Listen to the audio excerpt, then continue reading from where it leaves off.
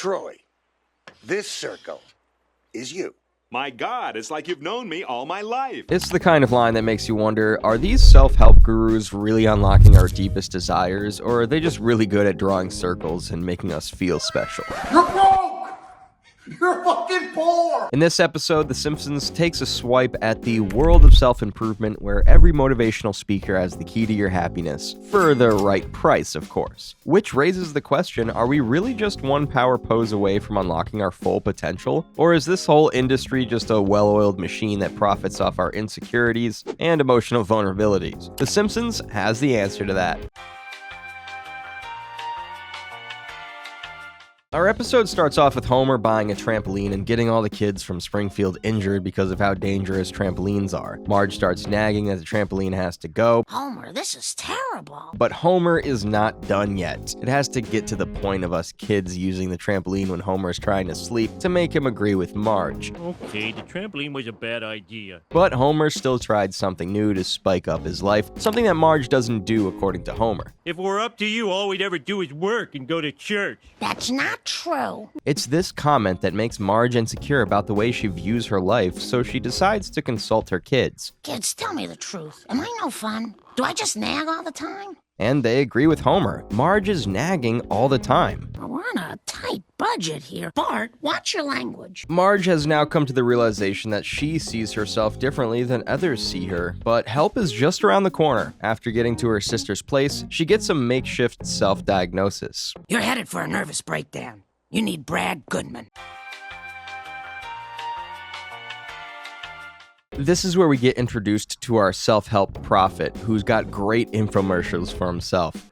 You know, my course can help you with every personality disorder in the feel-bad rainbow. What disorders are in this feel-bad rainbow, you might ask? Geriatric profanity disorder, or GPD, and chronic nagging, perfect for Marge. So how can these self-help heroes offer a solution for everybody? Wouldn't that take a massive amount of medical knowledge and learning? Well, not really. Well, I may not have a lot of credentials or training. Brad, just like most other authors of self-help books, is some guy who loves talking and sharing his story. In fact, 95% of self-help books aren't even peer-reviewed, meaning no other expert has read or reviewed it. Does that mean these books are only helping the author filling his pockets more than it helps the people reading them? Not really. The way motivational speakers usually work is by sharing their own thoughts and experiences on certain subjects. While these can feel superficial, they're often designed as a easy-to-remember idea that motivates attendees to take small steps. If these small steps go deeper and are applied thoughtfully, they can work similarly to techniques from cognitive behavioral therapy, CBT, which relies on identifying and rethinking unhelpful patterns, but in this case, reinforcing helpful patterns. In fact, the combination of self-reflection and practice is key. When self-help advice is applied with a bit of mindfulness, it can lead to genuine, lasting changes rather than just a temporary boost. However, it is not a one-size-fits-all solution when it could be presented that way, just like Brad does in The Simpsons. Well, now I'm here to tell you about the only real path to mental health. Such claims are further reinforced by testimonials from minor to major celebrities or others people look up to make them feel more connected. A great example is Jay Shetty, who is endorsed by many celebrities. He even got invited to the wedding of J-Lo and Ben Affleck. Now, on the contrary, Jay has been accused of plagiarism and lying, which made him delete over 100 posts on social media, so there's probably some truth to those accusations. This raises questions about the true credibility of motivational speakers and the authenticity of their connections with celebrities, which The Simpsons also makes fun of. There you have it.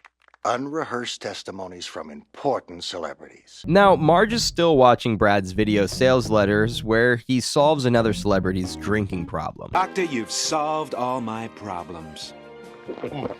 And this time, it speaks to Marge. That video really opened my eyes. So how do motivational speakers hit an emotional strain with us even though we're all going through something vastly different? The power lies within the effective and strategic choice of words. As we go through life, we have positive and negative experiences. Every single one of us. So it's easy to make it feel like someone is talking directly to you. It's why speakers focus on themes like resilience, ambition, fear, or self-worth, which are relevant to almost anyone. Dealing with depression? Resilience will help. A loved one passed away? Resilience is the answer. Going through a rough breakup? Try building more resilience. Then there are personal stories, often from the speaker's own life or common cultural touchstones that help bridge the gap between their words and the audience's unique experiences. Another one is including interactive elements or questions, prompting listeners to mentally apply concepts to their own lives. This engagement encourages each audience member to personalize the advice, making it feel more directly relevant to their own journey. Let me give a relevant example of what I meant above by imagining I'm a motivational speaker. I would say something along the lines of, whether you're working toward a career goal, overcoming a health issue, or pushing through a challenging relationship, persistence is what gets you from where you are to where you want to be. I remember sending out resume after resume, and each rejection felt like a blow. I thought about giving up, but I kept going and eventually found something that truly fit me. Think of one struggle that's hard on you right now. Now ask yourself, what could persistence do for you to make that struggle easier? First, persistence is established as some general theme, making it relevant.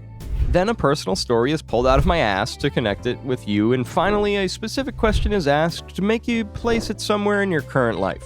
You probably love me now. But is it bad to use these strategically thought out speeches? Not at all. Sure, they can feel a bit empty, but they do help a lot. For Marge, it gives her a reality check. I can see that I'm just a passive-aggressive co-culprit.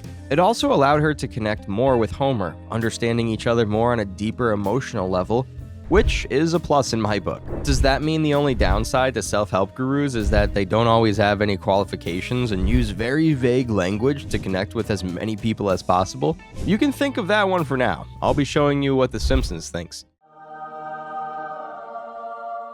Brad Goodman comes to Springfield, thus Homer and Marge hop on the opportunity to take their family to his self-help seminar. Well, here we are at the Brad Goodman Lecture. The seminar starts off with all the generalization you can think of surrounding self-help. There's people sharing their personal problems.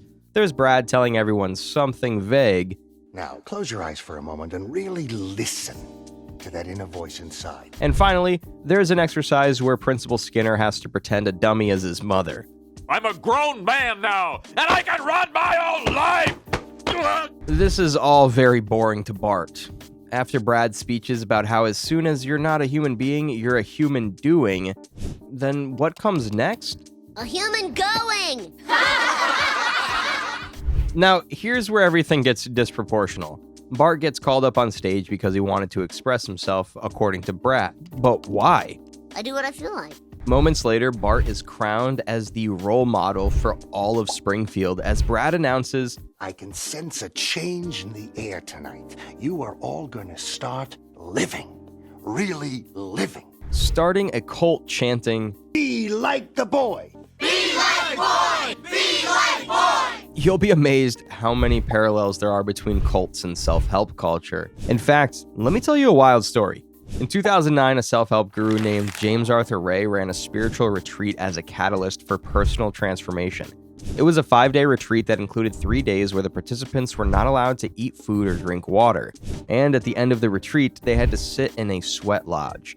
2 of the participants died. 1 went into a coma and died a week later, and 18 others were hospitalized for a myriad of reasons, ranging from heat exhaustion to kidney failure. So, this guy got arrested and canceled, right? Nope, he's still out there giving talks and selling books. If you go on his website, you'll also see that he's now marketing himself as the most controversial man in personal development. Who would have known that when you kill 3 people, you become controversial? Just like James's spiritual retreat, Brad's one-size-fits-all solution is blindly accepted by all of Springfield, selling out his books and tapes in the process. Now, one to notice this is Lisa. This is madness. He's just peddling a bunch of easy answers. And it's not just Springfield buying all the self-help solutions, it's the whole world. According to the latest research study, the self-improvement market size and share was valued at approximately $38.3 billion in 2022, and is expected to reach a value of around $81.6 billion by 2032, a staggering compounded growth of about 8% per year. It's always been a trend for the last few years, but gets fueled even more by the current hustle culture and desire for personal growth.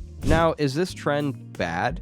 The Simpsons seem to understand the modern dangers of it, even though this episode aired over 20 years ago. Then there's so many sources and people claiming it's a scam, or an industry that's only capitalizing on the insecurities and emotional vulnerabilities of society, so it has to be, right? If you ask me, I wouldn't say so. It's all about balance. There's a difference between genuine self-improvement and straight-up exploitation. Real self-help encourages gradual, consistent growth, whereas these one-size-fits-all gurus are just cashing in on your insecurities. They market to people who are struggling with relatable issues, loneliness, anxiety, career struggles, using language that feels deeply personal. But remember, the goal isn't really to help you, it's to keep you coming back for more. Take Brad Goodman. He swoops into Springfield, makes everyone feel like their lives missing one secret ingredient, listening to their inner children, and then convinces them to buy his books, tapes, and whatever else he's peddling. And because he's so vague, anyone can relate thinking, yes, this speaks to me. But once the buzz wears off, you're left right where you started, except with less money in your pocket and a shelf full of books you'll never open again. So how do you make sure you're on the genuine self-improvement level and not being exploited? Just think of it as a gym membership. There's value in it, but only if you actually commit to it, as long as you also use your common sense. That's why experts suggest a kind of selective reading that's called Lectio Divina, which means you have to read something extremely slowly. That way, you have more time to think about the things you're reading, and the advice that you really connect to is more likely to sink in rather than just linger around for a few moments, giving you goosebumps and a small dose of motivation. Use some critical thinking skills,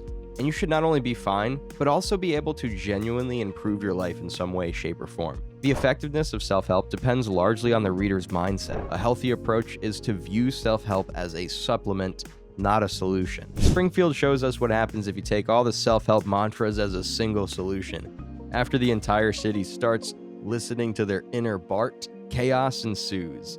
Bark anywhere! I'm not gonna lay any rule trip on you today.